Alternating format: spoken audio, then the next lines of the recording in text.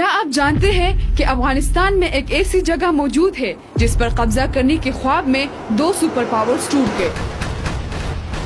باگرام، افغانستان کا وہ راز جو آج بھی دنیا کی طاقت کو بے چین رکھتا ہے۔ Bagram Air Base in Afghanistan. Bagram, the big air base. President Trump wants Bagram Air Base in یہ وہ جگہ ہے جہاں سے طاقتور ملکوں نے جنگیں جیتی، حکومتیں گرائی اور قوموں کی تقدیریں بدل دی۔ افغانستان کی اس ایئر بیس پر قبضہ کرنے کے لیے روس، امریکہ اور چین کیوں بار بار نظریں جماتے ہیں؟ اب سوال یہ ہے کہ ایئر بیسز تو بہت ہے، لیکن باگرام ایئر بیس اتنا اہم کیوں ہے؟ میں ہوں غلام امند اور آج ہم بات کریں گے باگرام کے اس پس منظر پر جہاں سے اس خطے کی ہوا بدلتی ہے۔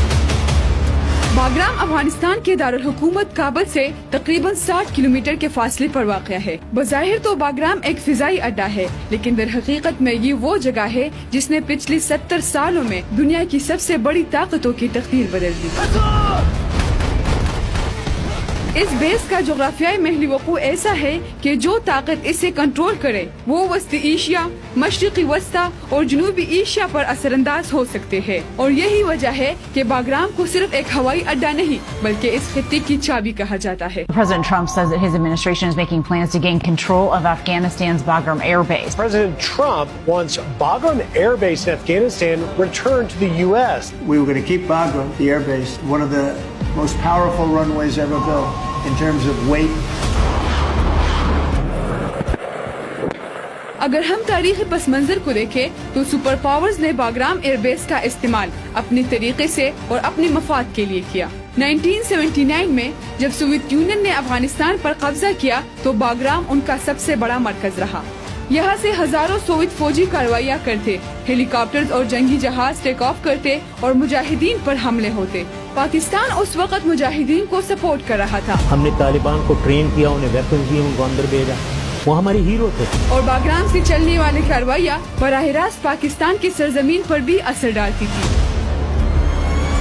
جیسے کہ خیبر، شمالی وزیرستان اور باجوڑ میں بارودی سرنگوں میں جو بم پڑتے تھے ان کی جڑیں باگرام میں تیار ہونے والی جنگی پالیسیوں سے جڑی تھی۔ وقت کے ساتھ ساتھ 9/11 حملوں کے بعد جب امریکہ نے افغانستان پر قبضہ کیا تو باگرام ان کا سب سے بڑا فوجی اڈا بن گیا۔ یہاں ایک وقت میں 30,000 سے زیادہ امریکن فوجی تعینات تھے۔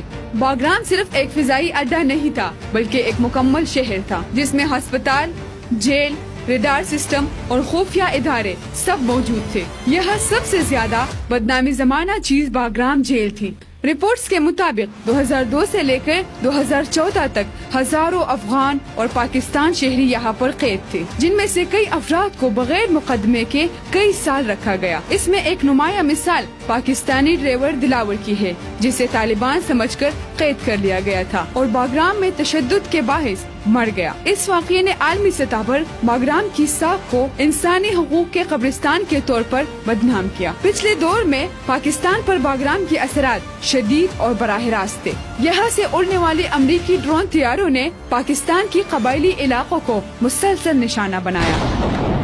ایک رپورٹ کے مطابق 2004 سے لے کر 2018 تک پاکستان میں 400 سے زیادہ ڈرون حملے کیے گئے، جن میں تقریباً 4000 افراد مارے گئے۔ ان ہلاکتوں میں نہ صرف شدت پسند بلکہ معصوم بچے اور عورتیں بھی شامل تھے، اور اس کا ایک زندہ مثال بھی موجود ہے، جیسے کہ وزیرستان کے گاؤں دتخیل میں ایک شادی کی تقریب پر ڈرون حملہ کیا گیا جس میں درجنوں افراد اپنی جان سے ہاتھ دھو بیٹھے، اور بعد میں پتہ چلا کہ یہ کارروائی باگرام سے ہی کنٹرول کی گئی تھی۔ اسی طرح باگرام پاکستان کی خود مختاری کے خلاف ایک ہتھیار کے طور پر استعمال ہوا۔ 2021 میں جب طالبان نے دوبارہ افغانستان پر قبضہ کیا اور امریکہ کو پاسپائی اختیار کرنی پڑی تو باگرام ایئر بیس بھی امریکن فوج کے ہاتھ سے نکل گیا۔ تاہم عالمی میڈیا پر بار بار یہ خبر سامنے آئی کہ امریکہ افغانستان یا اس کے قریبی ممالک میں بیس قائم کرنا چاہتے ہیں تاکہ کاؤنٹر ٹیررزم کارروائی جاری رکھ سکے۔ نیو یارک ٹائمز اور واشنگٹن پوسٹ میں رپورٹ شائع ہوئی کہ امریکہ حکام نے پاکستان، ازبکستان اور تاجکستان سے اس حوالے سے بات کی، لیکن کسی نے بھی اجازت دینے سے انکار کر دیا۔ دوسری طرف چین نے اس معاملے پر اپنا موقف واضح کرتے ہوئے کہا کہ افغانستان کسی بھی بیرونی فوجی اڈے کے لیے استعمال نہیں ہونا چاہیے۔ چین کی دلچسپی بنیادی طور پر بلڈ اینڈ رول انیشیٹو اور افغانستان کے معدنیات خصوصاً تانبا اور لیتھیم میں ہے۔ چین کو خدشہ ہے کہ اگر امریکہ کو دوبارہ باگرام تک رسائی مل گئی تو وہ سنکیانک میں علیحدگی پسند تحریکوں کو ہوا دے گا۔ اس لیے چین افغانستان پر دباؤ ڈالتا ہے